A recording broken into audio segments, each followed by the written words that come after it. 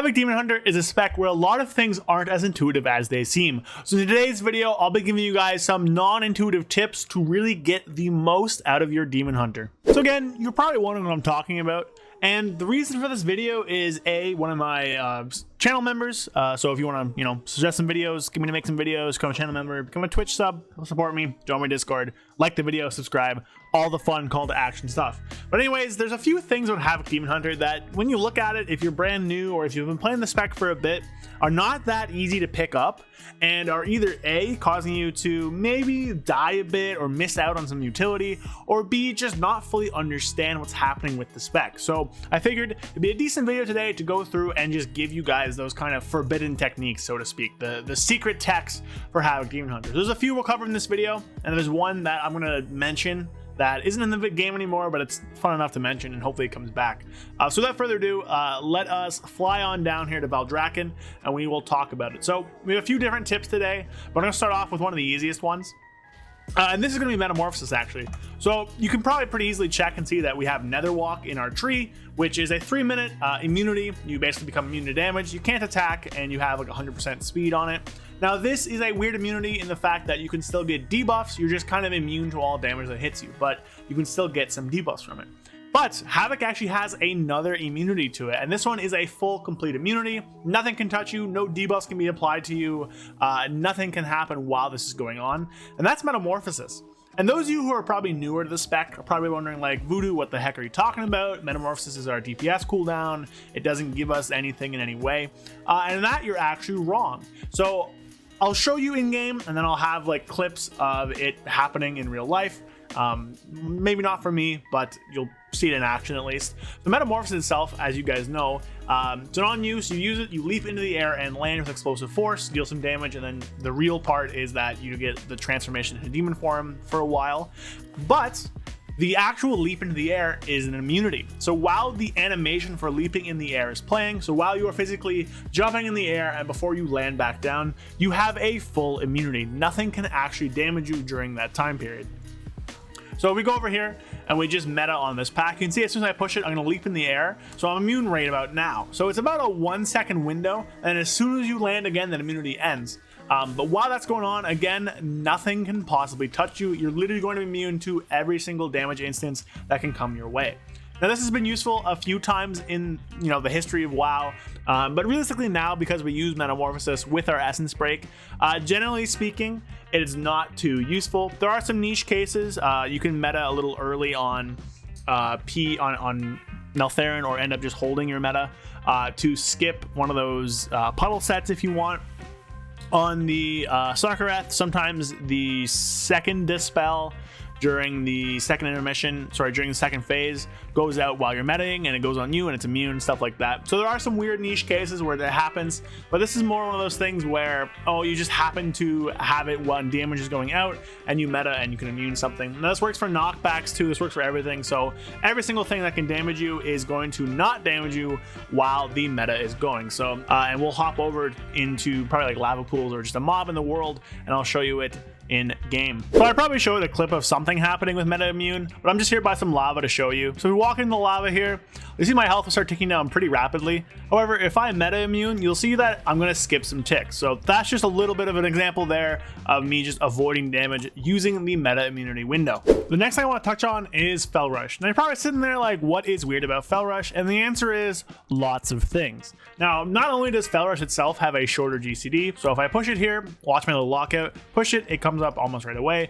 Push something else, takes a lot longer for it to come out. So very quick GCD, very long GCD. So that there is something to know. It's very important. It's why Fel Rush is such a good generator. Now, another thing about Fel Rush is it can also be delayed by spell queuing. Now, this is very hard to show here, but oftentimes what's going to happen is you'll be pushing buttons, you'll queue up a Fel Rush, and it won't actually trigger. So I'm not going to show it here. It's just something to keep aware of. A third thing, you can Fel Rush in the direction you're moving. So I have my strafe keys bound to A and D here. So if I'm moving left and right instead of forward, normally you'll just Fel Rush the way you're looking.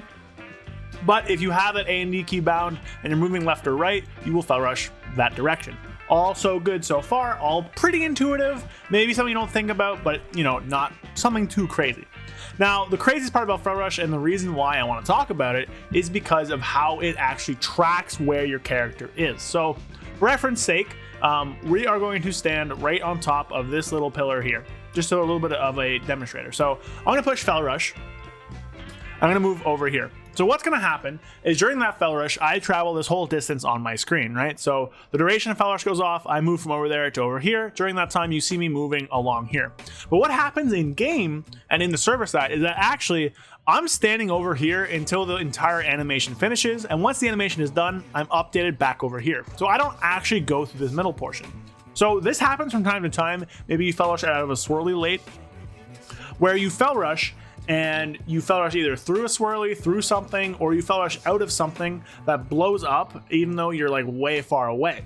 And this is because of how Fel Rush updates. So again, if I Fel Rush back, I'll be here and my animation goes off and I don't actually move to this spot here until the entire animation is done. So I'm over here, I'm still over here, and now I finish over here.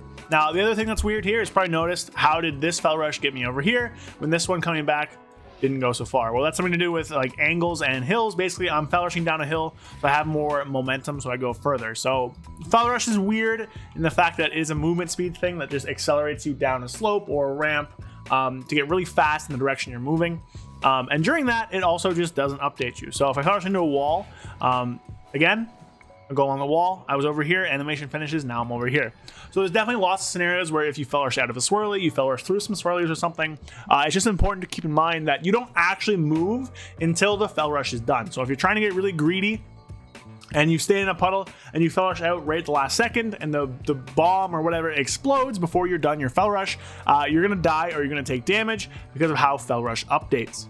Hey, it's me, Voodoo again. So I just want to ask for a second to stop, and if you're enjoying the video, scroll down, hit the like button, and hit the subscribe button. It'll help show the video to more people and help grow the channel ahead of the supposed Demon Hunter rework that might be coming in 10.2. So hope you're enjoying the rest of the video. Now let's get back to it. So I'm actually here on the tournament realm now for the next weird unintuitive thing, and that's due to needing to be Night Elf. So this is only for those Alliance Demon Hunters, and it's because of Shadowmeld. So Shadowmeld, basically what it does is an on-use to 2-minute racial. You use it and you basically go threat. So, you know, if you're in combat and you use it, you drop combat. Now the reason this is interesting, especially for Havoc, is because Havoc have a fear. They have a cower. Sigil of Misery and other fears are pretty powerful because what they end up doing is they make the enemy kind of be in combat but not be able to kind of chase you or do any effects or do damage. A few other classes have this, Priest is one of them. And basically what this allows you to do is in certain scenarios where you can Sigil of Misery the entire pack, like this pack here for instance, you can Sigil of Misery it, walk through, let your other teammates kind of mount through while you are the only one in combat, and then you can use Shadowmeld and you'll end up just kind of skipping a pack. Now this can be pretty good, especially now that certain things like Mind Soothe have been nerfed.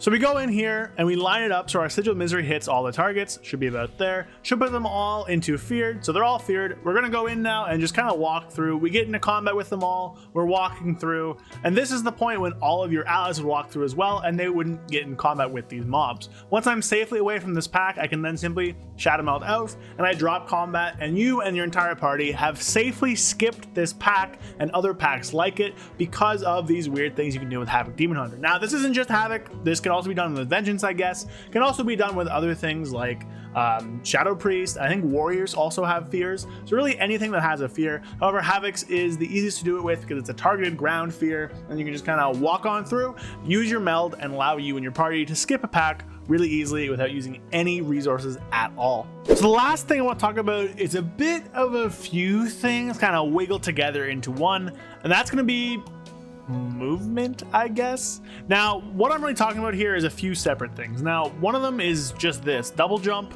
and wings. Now, these can be pretty useful for a few different reasons. You can use wings to kind of just fly over objects and things on the ground. Stuff like puddles, the little void puddles on Sarkareth, for instance, you can just kind of fly over. Puddles on Neltharion, you kind of fly over. It helps you with jumping, like against like when you can't be on the ground, like the final boss of Vortex Pinnacle. So there's lots of different things it can help with. But on top of that, it also helps with knockbacks. Now, if you get knocked back, your wings immediately stop whatever momentum you have. So if I am going to like backflip and fly off this cliff here, so I'll just do it to demonstrate, and then I wings, I all of a sudden stop moving the way I'm going. Now, a few other things do this. Fel Rush also does it. You can use Fel Blade again to return to your target. So all those things can stop your momentum and allow you to kind of recover from a big knockback. Like the clip I'm going to show right now of our warrior trying to knock everybody off of the platform with Sarkareth at like 1% HP. So there's that one to watch. But basically, these wings are really important. Same with, flipping and Fel Rush and all of that stuff, because it lets you stop that momentum. Now, stopping that momentum is really useful. Again, tons of different things for it, just allowing you to stick to your target. If dispels and knockbacks are happening, just flash your wings out and you'll basically stand wherever you are. Just to show again, if I go in the air, backflip, wings immediately stops whatever I'm doing and reverses me and sends me forward again. Fel Rush would do the same.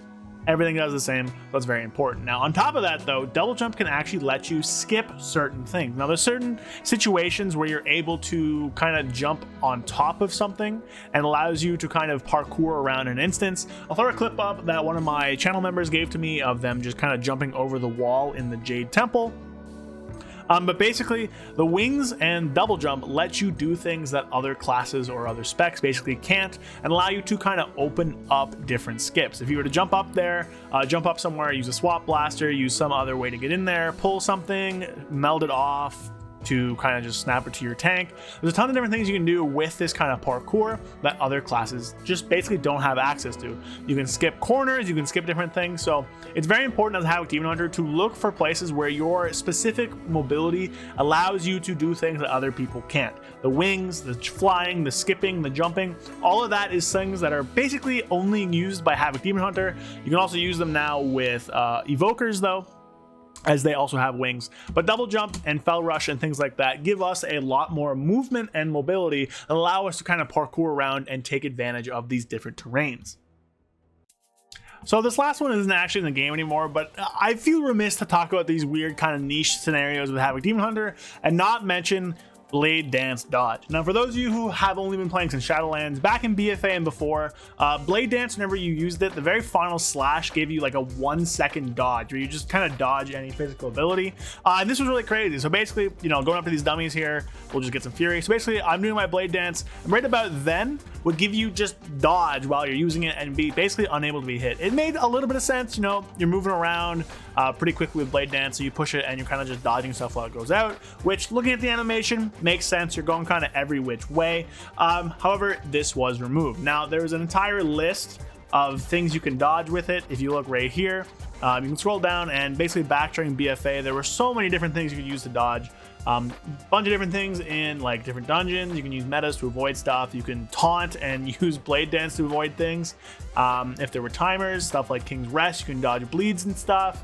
Toldagor, you can like dodge like gunshots. So there are a bunch of different things you could dodge. I'll link this in the description as well if people want to read it. A bunch of things you used to be able to dodge with Blade Dance. Unfortunately though, that's just gone. So if I go up to this target dummy here, we'll just aggro him. You see he's about to punch me and I can't dodge it while I'm Blade Dancing anymore. It's just going to deal damage to me. So, unfortunate that it's gone. We have it still with Blur, which again is another thing. So we'll just kind of can't avoid that anymore. However, Blur still has a bit of a dodge proportion to it. I have a 25% chance to dodge while I'm in it. So there's, there's a chance that the hits just won't do damage to me. See there, we just kind of dodged that. Got hit by that.